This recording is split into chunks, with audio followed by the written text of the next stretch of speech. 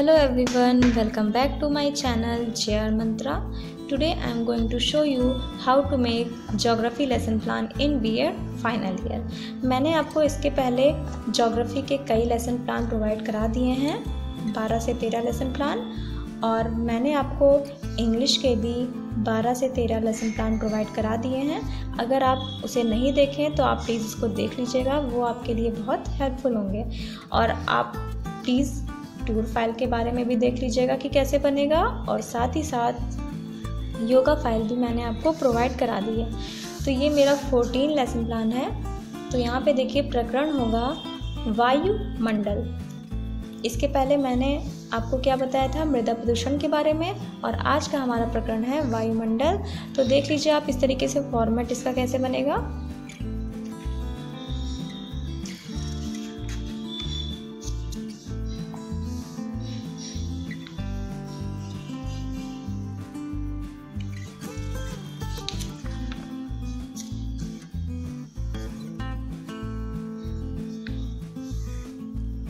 और यहाँ पे आके आपका एंड होगा।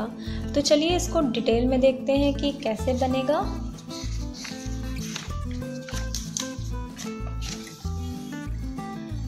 ये है मेरा 14 लेसन प्लान। तो यहाँ पे संस्था का नाम आप लिखेंगे, आपकी टीचिंग जिस स्कूल में लगी रहेगी आप उस शिक्षण संस्थान का या स्कूल का नाम लिखेंगे।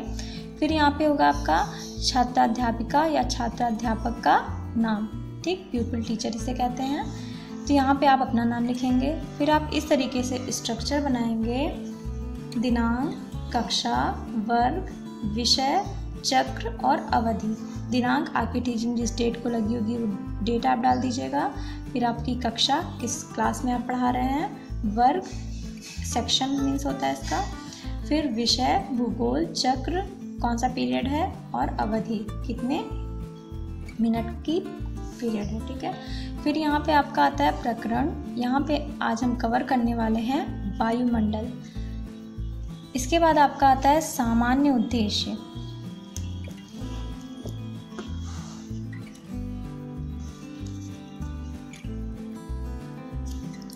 सामान्य उद्देश्य क्या होता है, जनरल एम्स। आपके भूगोल शिक्षण से आप बच्चों में क्या क्या चीज़ें विकास करते हैं, क्या क्या चीज़ डेवलप करते हैं, वही होता है आपका सामान्य उद्देश्य मीन्स जनरल एम्स। तो इसमें आप 6 से 8 पॉइंट लिख सकते हैं। तो यहाँ पे देखिए, छात्रों को भौगोलिक ज्ञान कराना, छात्रों में प्रकृति के प्रति प्रेम उत्पन्न कराना, छात्रों को मानसिक शक्तियों का ज्ञान कराना, भौगोलिक परिस्थितियों का मानव जीवन पर पड़ने वाले प्रभावों का ज्ञान कराना, छात्रों में स्वदेश प्रेम की भावना का विकास करना, छात्रों में अंतर्राष्ट्रीय अवबोध एवं सहयोग की भावना का विकास करना, ठीक है। ये आपके कुछ पॉइंट्स हो गए। सामान्य उद्देश्य के बाद आपका आता है विशिष्ट उद्देश्य। विशिष्ट उद्देश्य क्या होता है, स्पेसिफिक एम। आपका जो टॉपिक है वायुमंडल, वो पढ़ाने से आप बच्चों में क्या क्या चीज़ें डेवलप करते हैं, वही होता है आपका विशिष्ट उद्देश्य। इसमें देखिए 3 एम्स होते हैं, 3 उद्देश्य होते हैं, ज्ञानात्मक उद्देश्य, बोधात्मक उद्देश्य और प्रयोगात्मक उद्देश्य। तो यहाँ पे आप इस तरीके से ज्ञानात्मक उद्देश्य में 2 पॉइंट्स लिखेंगे। इसमें देखिए पहला पॉइंट है छात्र वायुमंडल के बारे में जान सकेंगे, ठीक है। फिर वायुमंडल के संगठन के बारे में जान सकेंगे। ये 2 पॉइंट हो गए ज्ञानात्मक उद्देश्य में। फिर आपका आता है बोधात्मक उद्देश्य। इसमें देखिए छात्र वायुमंडल के बारे में जानकारी प्राप्त कर सकेंगे।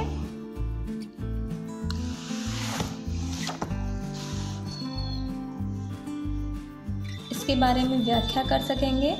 फिर है छात्र वायुमंडल के संगठन को वर्गीकृत कर सकेंगे, ठीक है। फिर आपका आता है प्रयोगात्मक उद्देश्य। छात्र वायुमंडल के संगठन को चिन्हित कर अपनी अभ्यास पुस्तिका पर दर्शा सकेंगे, ठीक है। फिर आपका आगे आता है सहायक सामग्री मीन्स होता है मटेरियल एड्स। आप टीचिंग के टाइम क्या क्या चीज़ें अपने पास से ले जाते हैं, चॉक, डस्टर, कोई चार्ट, मैप, क्योंकि ज्योग्राफी पढ़ा रहे हैं तो चार्ट मैप तो कंपलसरी होगा ही। तो आपका यहाँ पे वही होता है कक्षा संबंधी सहायक सामग्री, ठीक। फिर आपका होता है पूर्व ज्ञान। पूर्व ज्ञान क्या होता है? Previous knowledge. आप जब भी बच्चों को कुछ भी पढ़ाते हैं, कोई भी टॉपिक या कुछ भी पढ़ाते हैं, तो उसके प्रीवियस नॉलेज से हमेशा रिलेट करके ही पढ़ाते हैं, ठीक है। तो यही होता है आपका पूर्व ज्ञान, मीन्स ज्ञात से अज्ञात की ओर जाना, ठीक। तो यहाँ पे देखिए है, छात्र वायुमंडल के बारे में सामान्य जानकारी रखते हैं। मीन्स क्या होगा, आप ये एक्सपेक्ट करते हैं कि बच्चे कुछ ना कुछ वायुमंडल के बारे में जानेंगे, ठीक है। फिर हम आगे चलते हैं, आता है प्रस्तावना। प्रस्तावना क्या होता है? इंट्रोडक्शन। आप बच्चों से कुछ प्रस्तावित क्वेश्चन पूछेंगे, इजी क्वेश्चन। उस क्वेश्चन का बच्चे आसानी से आंसर दे पाएँ, लेकिन जो लास्ट में होगा वो आपका टॉपिक होगा, जो कि समस्यात्मक आ जाएगा, ठीक है, ऐसा है। तो यहाँ पे आप क्वेश्चन पूछेंगे, सौर मंडल में कितने ग्रह हैं? तो बोलेंगे बच्चे 8 ग्रह हैं। किस ग्रह पर जीवन पाया जाता है? तो बच्चे आंसर दे पाएंगे पृथ्वी पर। पृथ्वी पर जीवन के लिए के क्या कारण हैं? तो बच्चे आसानी से आंसर दे पाएंगे, वायु, जल, सूर्य, तप पृथ्वी पर जीवन के कारण हैं। फिर आपका क्वेश्चन होगा, पृथ्वी पर पाए जाने वाले गैसीय आवरण को हम क्या कहते हैं? तो बच्चे बोलेंगे वायुमंडल। वायुमंडल से आप क्या समझते हैं? तो यहाँ पे समस्यात्मक आ जाएगा। यहाँ पर भी समस्यात्मक आ सकता है, अगर बच्चे बता लेते हैं तो यहाँ पे आपको फिर से क्वेश्चन करना है और समस्यात्मक आ जाएगा, ठीक। फिर आपका आता है उद्देश्य कथन। उद्देश्य कथन मीन्स स्टेटमेंट। बच्चों, आज हम वायुमंडल के बारे में अध्ययन करेंगे।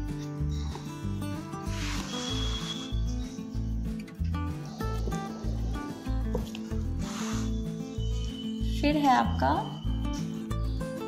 प्रस्तुतिकरण। इसमें देखिए शिक्षण बिंदु होते हैं। फाइनल ईयर में 2 शिक्षण बिंदु होते हैं, 2 शिक्षण बिंदु होते हैं। इसमें पहला शिक्षण बिंदु है आपका वायुमंडल और दूसरा शिक्षण बिंदु है आपका वायुमंडल का संगठन। तो देखिए पहले शिक्षण बिंदु में हम इस तरीके से यहाँ पे क्वेश्चन करेंगे, पृथ्वी के चारों ओर किसका आवरण है? तो बच्चे आंसर दे पाएंगे, पृथ्वी के चारों ओर वायु का आवरण है। फिर आप क्वेश्चन पूछेंगे, वायुमंडल पृथ्वी पर किस कारण जुड़ा है? तो यहाँ पे समस्यात्मक आ जाएगा।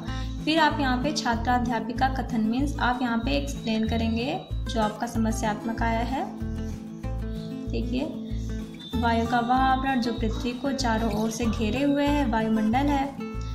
पृथ्वी की आकर्षण शक्ति के कारण पृथ्वी के साथ टिका हुआ है। वायुमंडल के विभिन्न कारकों में वायुमंडल सबसे अधिक गतिशील है। वायुमंडल में ही अधिकांश मौसमी घटनाएं होती हैं, ठीक। इसका आपका एक्सप्लेन हो गया।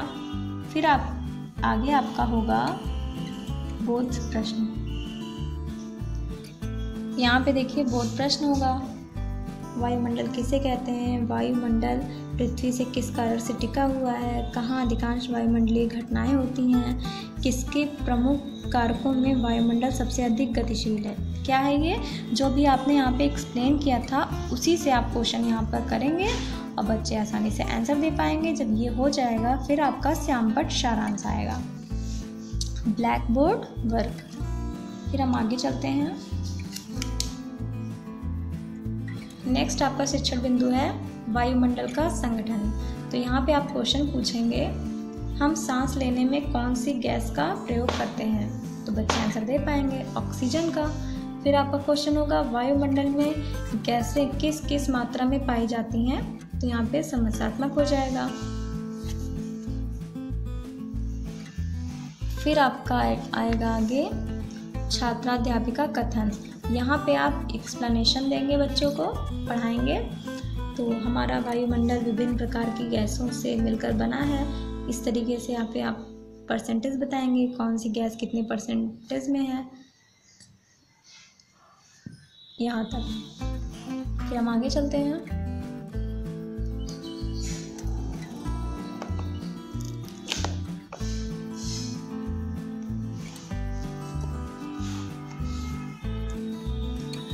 बोध प्रश्न, सेम वही प्रोसेस जो आप अभी पहले हुआ था, आपने एक्सप्लेनेशन दिया था, इसके बाद बोध प्रश्न पूछे थे। तो यहाँ पे फिर से आप एक्सप्लेनेशन के बाद बोध प्रश्न पूछेंगे। वायुमंडल किससे मिलकर बना है? वायुमंडल में कौन कौन सी गैसें विद्यमान हैं, वायुमंडल में नाइट्रोजन की मात्रा कितनी है। तो यहाँ पे आपका क्वेश्चन हो गया। इसके बाद आप श्यामपट्ट सारांश देंगे, वायुमंडल में इस तरीके से कौन कौन सी गैसें हैं। आप परसेंटेज भी लिख सकते हैं, यहाँ पे परसेंटेज भी लिख दीजिएगा। ब्लैक बोर्ड वर्क करने के बाद यहाँ पे आपका आएगा निरीक्षण कार्य। निरीक्षण कार्य में क्या है, छात्राध्यापिका छात्रों को श्यामपट्ट सारांश अपनी अभ्यास पुस्तिका में उतारने का निर्देश देकर स्वयं कक्षा का निरीक्षण करेंगी।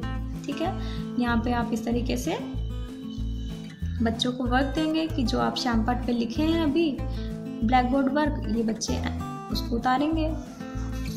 फिर आपका आएगा मूल्यांकन के प्रश्न। मूल्यांकन के प्रश्न क्या है, अभी तक आपने दोनों शिक्षण बिंदु में पूरे लेसन प्लान में जो जो चीज़ें पढ़ाई हैं उसी से रिलेटेड आपको यहाँ पे क्वेश्चन पूछेंगे।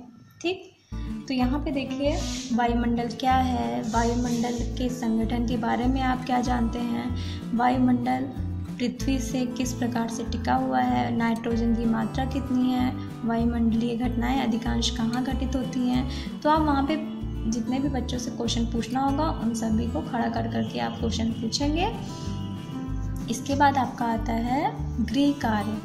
गृह कार्य में आप देंगे वायुमंडल के संगठन का चित्र अपनी अभ्यास पुस्तिका में बनाकर लाइए। ठीक है, आप इस लेसन प्लान के साथ कोई ना कोई चार्ट ले जाएंगे वायुमंडल का, उसको आप पूरा अच्छे से वर्गीकृत करेंगे, बच्चों को एक्सप्लेन करेंगे ताकि बच्चों को आसानी से समझ में आ जाए।